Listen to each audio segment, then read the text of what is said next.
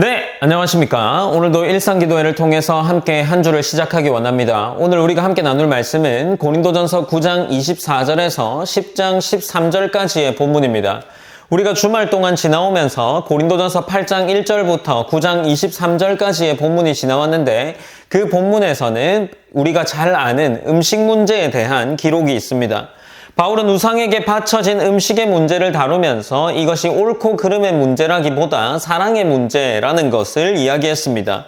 비록 먹을 자유가 있다고 하더라도 그것이 형제를 실족하게 만든다면 기꺼이 그 자유를 내려놓아야 한다라는 말을 했죠.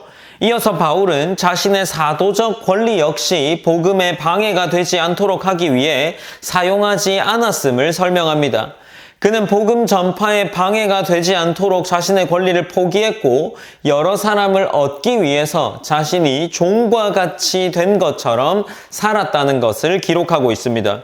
그리고 오늘 본문에서 바울은 이러한 삶의 태도가 왜 필요한지를 설명하면서 믿음의 경주와 경계해야 할 영적 위험에 대해서 이야기하는 본문이 오늘 본문에 기록되어 있습니다.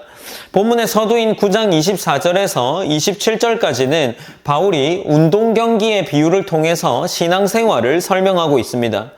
당시 고린도 지역에서는 큰 체육대회가 열렸기 때문에 아마도 이 비유를 듣는 사람들이 이 비유를 잘 이해했을 것이라 생각할 수 있습니다. 바울은 경기장에서 달리는 사람 중 한 사람만 상을 얻는다는 것을 이야기하기 위해서 이 비유를 사용한 것이 아니죠.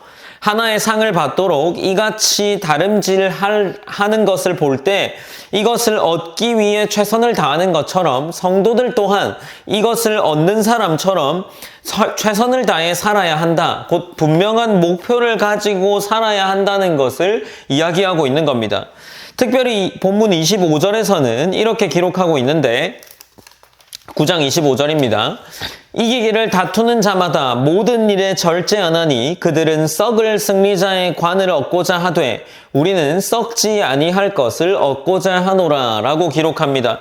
25절에서 이 다름질하면서 상을 받기 위해서 노력하는 사람들이 이기는 자마다 이기기 위해서 모든 일에 절제한다 라고 기록하고 있습니다.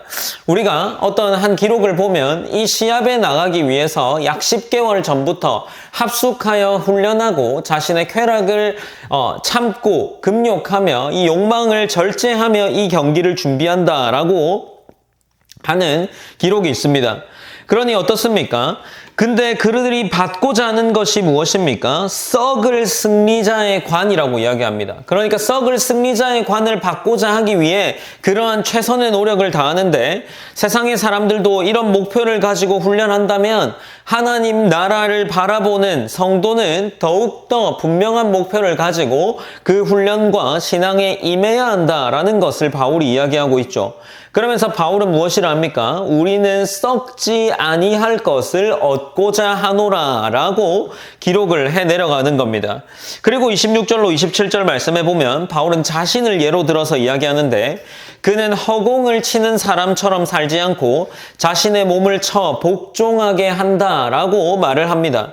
여기서 바울은 육체 자체를 약하게 곧 악하게 보는 것이 아니라 자신의 욕망과 본능이 하나님보다 앞서지 않도록 스스로를 다스리는 삶을 말하고 있는 겁니다. 사도인 바울조차도 방심하지 않고 자신을 살폈다면 우리 역시 늘 깨어서 방심하지 않고 우리의 신앙을 보살펴야 하지 않겠습니까?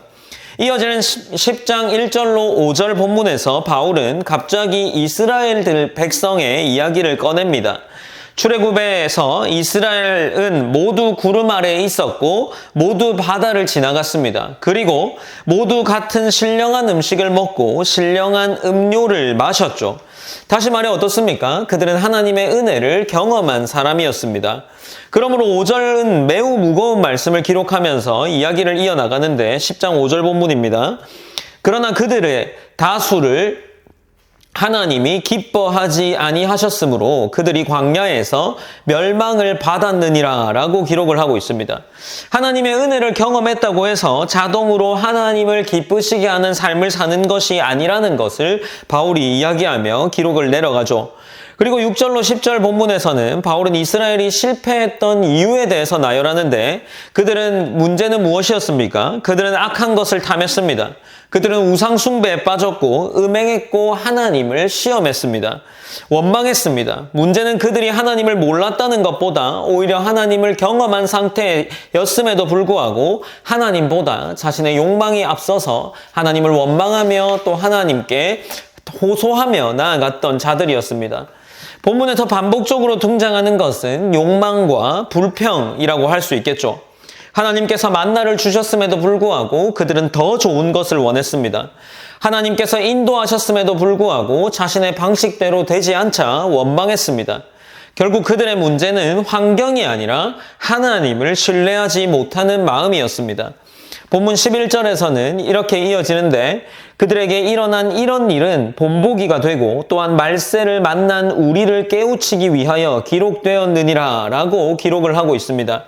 즉 광야의 이야기는 당시 바울이 기록하고 있을 때 어떤 의미를 가집니까?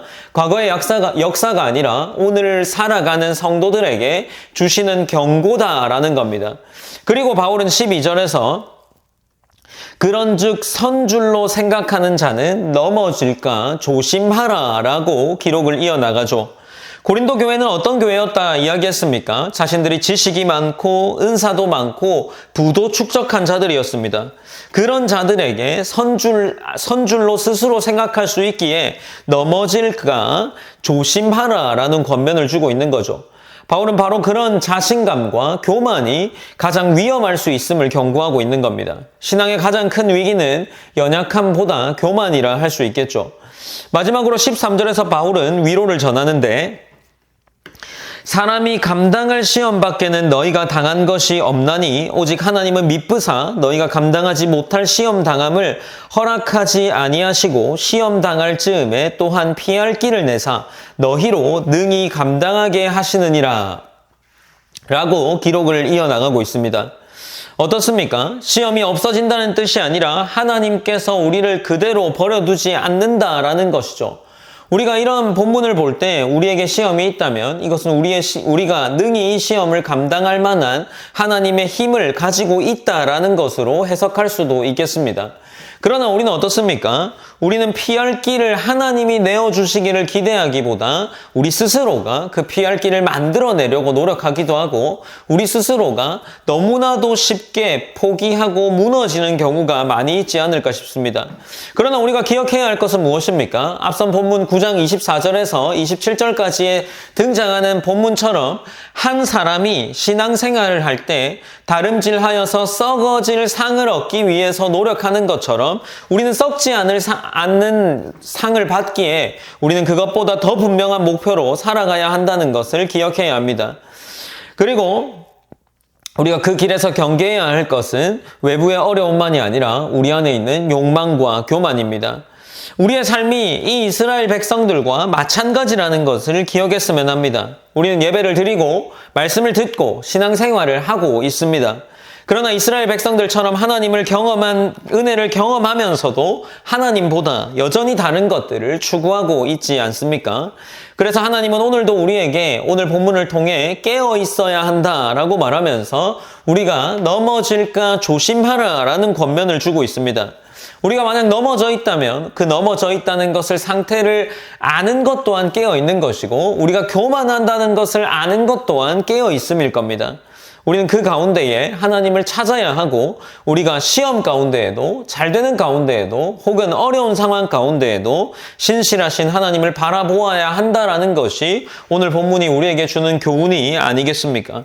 우리가 오늘 본문을 듣고 함께 기도했으면 좋겠습니다. 첫 번째는 우리의 삶이 익숙해졌다는 이유로 안심하지 않고 날마다 하나님을 기억하며 살아갈 수 있기를 기도했으면 좋겠습니다. 그리고 두 번째로 하나님보다 앞서는 모든 것들, 내 생각까지도 내려놓고 어떠한 상황 속에서도 우리가 혹 잘 될까 교만한 상태에서도 혹 너무나 어려운 상황에서도 감당치 못할 시험 가운데 있을지라도 하나님을 끝까지 신뢰하면서 끝까지 경주에 바른 목표를 가지고 임할 수 있기를 기도했으면 좋겠습니다. 오늘 한 주를 시작하면서 이번 한 주가 그 경주에 합한 자의 모습이 될 수 있기를 우리가 결단하며 기도하며 나아가길 원합니다. 제가 기도하고 일상기도회를 마무리하겠습니다. 사랑의 하나님 감사합니다. 하나님 우리가 일상기도회를 통해서 하나님의 은혜를 또 누리고 구하고자 합니다. 그리고 한 주를 시작하면서 또 믿음의 경주와 관련된 이야기를 함께 나누었습니다.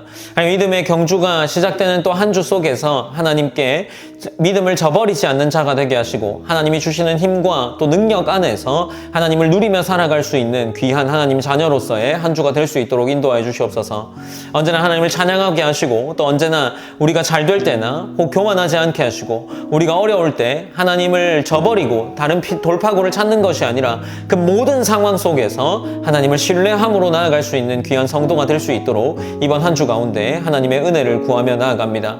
하나님이 함께 하시는 한 주 되게 하시고 오늘 하루 가운데에도 믿음의 경주를 잘 이어나갈 수 있는 하나님의 자녀로서의 삶을 살아낼 수 있도록 인도하여 주시옵소서. 모든 영광 하나님께 올려드리며 살아계신 예수님의 이름으로 기도드립니다. 아멘.